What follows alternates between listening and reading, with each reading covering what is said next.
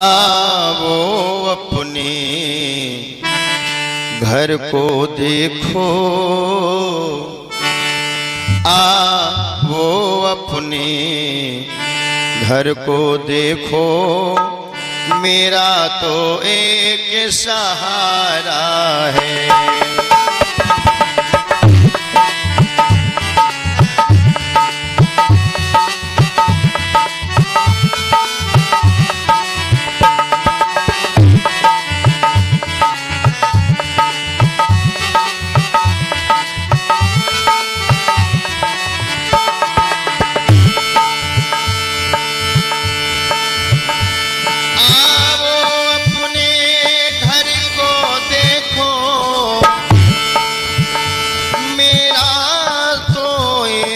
सहारा है,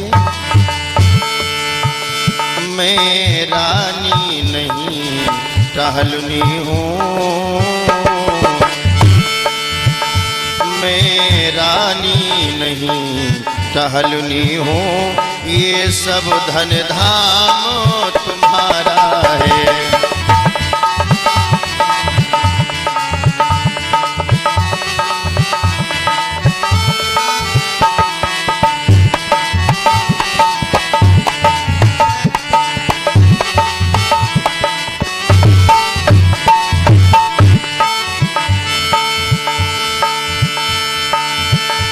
ऊपरी टहल में कर दूंगी,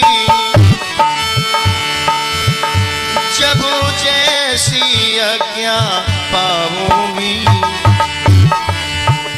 दो रोटी बहनों दिए जाना,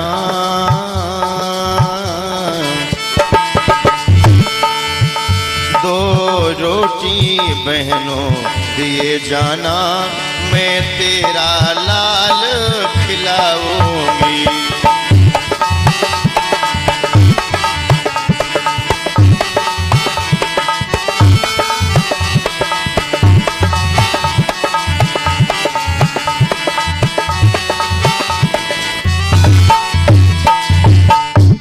बहन कैसी बातें कर रही हो? डोले से उतर करके अपने इस राजमहल को देखिए, मेरा तो एक सहारा है, मैं रानी नहीं हूं, मैं टहलनी हूं, नौकरानी हूं, दासी हूं आपके चरणों की। जब जैसा आपका आदेश होगा, जैसी आपकी आज्ञा होगी, मैं सारा काम करती रहूंगी, मुझे कुछ नहीं चाहिए, दो रोटी देती जाना, तेरे जो लाल होगा मैं उसका पालन पोषण भरण करती रहूंगी।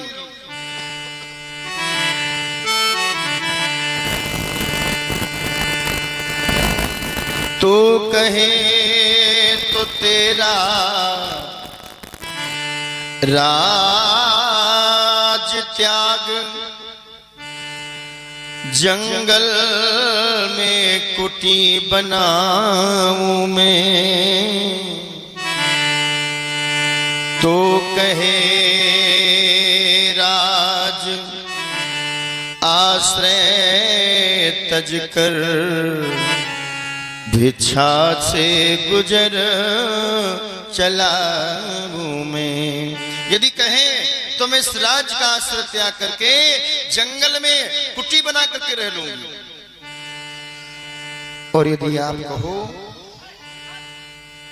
तो मैं इस राज को ही त्याग दूं, किसी दूसरे राज में चली जाऊं, भिक्षा मांग करके मैं अपने जीवन को व्यतीत कर लूंगी, परंतु आप इस महल को छोड़ करके मत जाइए। सुरची ने कहा, देखो यदि आपको इसी राज में रहना है तो एक काम करो, यदि जाना है तो राह पकड़, रहना है तो जा खेतों पर,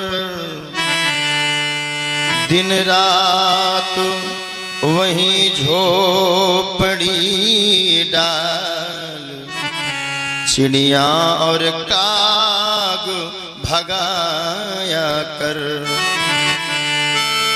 दूसरे किसी चक्की लगवा दी जाएगी, बस पीस पीस कर खाया कर, शेर भर जमा नित पाएगी। यदि जाना है तो चुपचाप यहां से किसी दूसरी राज्य के लिए निकल जा, और तुझे इसी राज्य ही में रहना है तो जा खेतों पे और वहां खेतों की रखवाली कर, चिड़िया और कागों को भगाया कर। दूसरे किसी खाली घर में एक चकिया लगवा दी जाएगी, एक शेर जमात उसको दे दिए जाएंगे, बस उन्हीं को भोजन किया कर। सुनीति ने कहा बहन इतनी बात, थोड़ी सी बात के लिए अपने पति के हृदय को दुखाया है, अपने मत्थे को गर्म किया है। ऐसी बात है तो मैं चिड़िया और काग भगाने चली जाऊंगी, आप इस महल में आ जाओ, डोले से उतर के नीचे आ जाओ। डोले से नीचे आ गए, महारानी सुनीति चले गई चिड़िया और काग भगाने। उत्तान पास से कहा सुनिए आप भी कहीं जाना घर से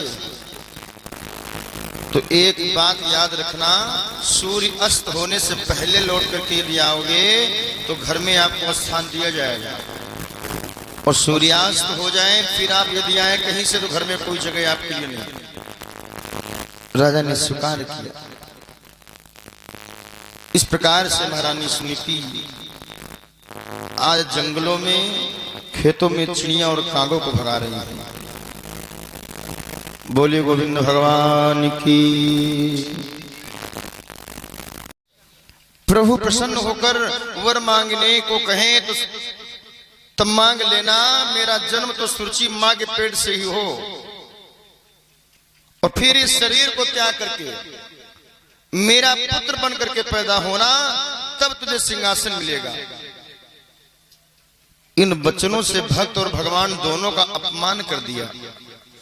सुरुचि भक्त का तो अपमान कर ही रही है, साथ ही साथ भगवान का भी अपमान हो रहा है, क्योंकि यहाँ सुरुचि अपने गर्भ को भगवान से भी बड़ा बता रही है। पहले तपस्या करेगा और तब भगवान मिलेंगे, और जब भगवान मिलेंगे तब तुझे मेरे गर्भ में आने को मिलेगा। इसका मतलब कि सुरुचि का गर्भ भगवान से भी ऊपर है।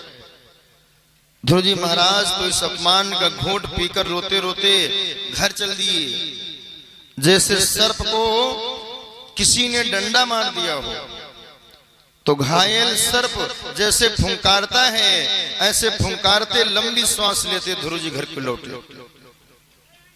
रोते हुए अपने बेटे को जब सुनीति मां ने देखा तो दौड़ करके अंग में भर लिया, हृदय से लगा लिया। सुनीति ने पूछा बेटा क्या बात हो गई, किसने तुम्हारा अपमान किया? कंठावरुद्ध होने से ध्रुव जी कुछ कह नहीं पा रहे हैं, पर उनके साथियों ने पूरा वृतांत अक्षरशः सुना दिया। बालकों का हृदय एकदम निष्कपट होता है,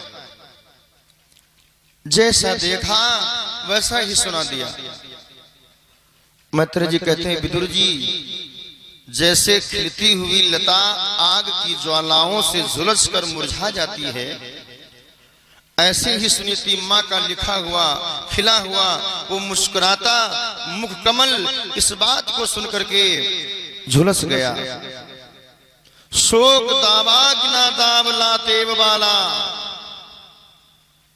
इतना सब सुनकर भी हृदय तो शोक की आग में जल रहा है, परंतु फिर भी अपनी वाणी से एक भी शब्द सुरुचि के विरुद्ध में नहीं बोला।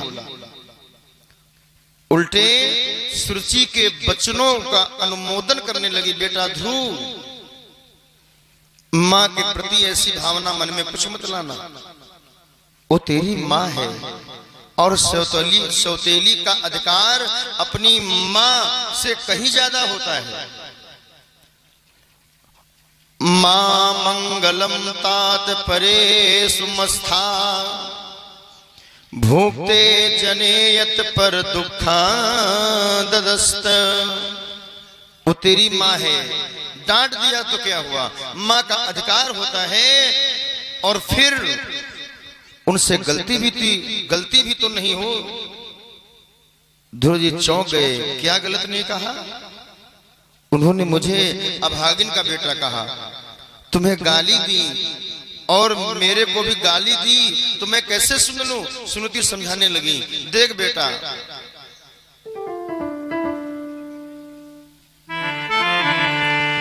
तस्यं सुरच्या भीतम भवान में यदुर्गर्भयाया उदरे गृहीत ततः। उसने कहा कि तू अभागिन का पुत्र है, दुर्भागिनी की संतान है, तो क्या गलत कहा? मैं अपने को भाग्यशालिनी मानती हूं, क्यों मानूं? यदि मुझ अभागिन को उसने अभागिन कह दिया तो क्या गलत कह दिया? देखो बेटे, एक बात जीवन में याद रखना, उसने तो तुझे वो बात बताई है जो आज तक मैं कभी नहीं बता पाई। उसने कहा, क्या कहा कि तपसा राधि पुरुषमम। तो हमेशा पिताजी के बारे में मुझसे पूछता था, तो मैं तो पिता का परिचय ठीक से तुझे नहीं करा सकी, पर उसने तो परम पिता के बारे में तुझे बता दिया। और वो परम पिता को एक बार पा लिया जिसने, तो वो ऐसी पदवी प्रदान करता है जिससे कभी उतरना ही नहीं पड़ता। और उस परम पिता का परिचय सौतेली मां ने कराया है। बेटा चूकना मत। ध्रुव जी अवाक रह गए। मां आप उनकी हर बात का अनुमोदन कर रही हैं। यदि उन्होंने उन परम पिता की कृपा से ही तुम्हारे पिता उस पदवी तक पहुंचे, तो भी उनकी आराधना करो। वो किसी एक जगह नहीं रहते हैं, बल्कि कण-कण में सर्वत्र समान रूप से व्याप्त हैं। क्यों?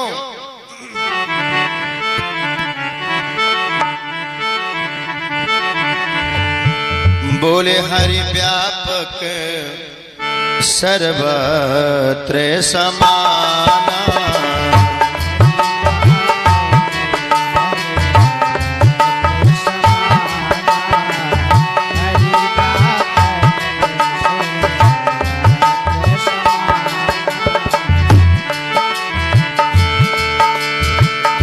हरि व्यापक सर्वत्र समाना,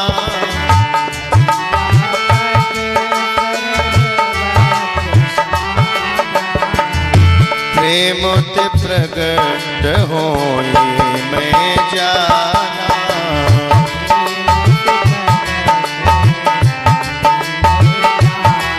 हाँ प्रेमोते प्रगट होई मैं जाना।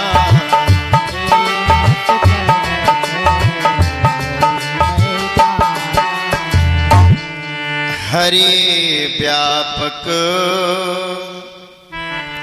सर्वत्र समाना, प्रेम ते प्रगट हो ही मैं जाना। वे विष्टम व्यापनोति सकलम जगत इति विष्णु। ध्रुव जी ने पूछा, अच्छा मां, सब जगह है तो फिर दिखाई क्यों नहीं पड़ते हैं? माता बोली, देख बेटा, हर वस्तु दिखाई नहीं पड़ती। पुष्प के कणकण में सुगंध है तो क्या दिखाई कहां पड़ती है? दूध के कणकण में घृत है, कहां दिखाई पड़ता है? पर उसी दूध को पहले जमाओ, दधी बन जाए तो मथो, मंथन करते ही घृत प्रकट हो जाएगा। तो जगत के भी अणु अणु में ईश्वर की सत्ता विराजमान है। ईशावरस्याम मिदं सर्व यत् किंच गदायम जगत। उनकी उपासना करो, साधना करो, सदगुरु की अनुकंपा से वो कहीं न कहीं प्रकट हो जाएगा। उसे कहीं आना जाना थोड़ी पड़ता है। जहां तुम्हारी निष्ठा परिपक्व हो जाए परमात्मा वही प्रकट हो जाएगा। ध्रुव जी महाराज के हृदय में एक एक बात बैठ गई और पूछने लगे मां,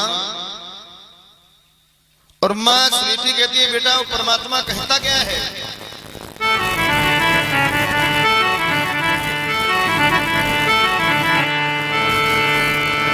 भक्त कहता है मुझे राम चरण प्यारा है। भक्त कहता है मुझे राम चरण प्यारा है। तो राम कहते हैं मुझे भक्त भजन प्यारा है।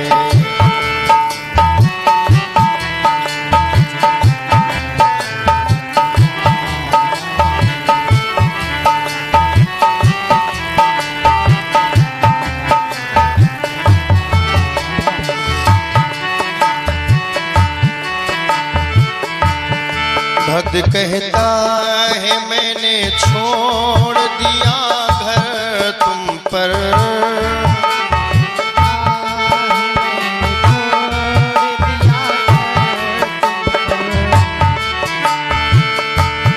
भक्त कहता है मैंने छोड़ दिया घर तुम पर।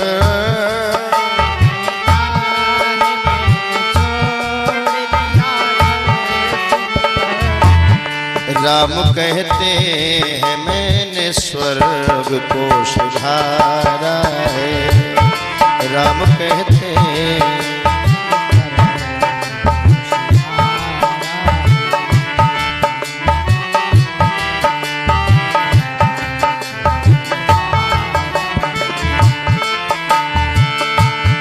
भक्त कहता है मैंने खाक तन रमाई है।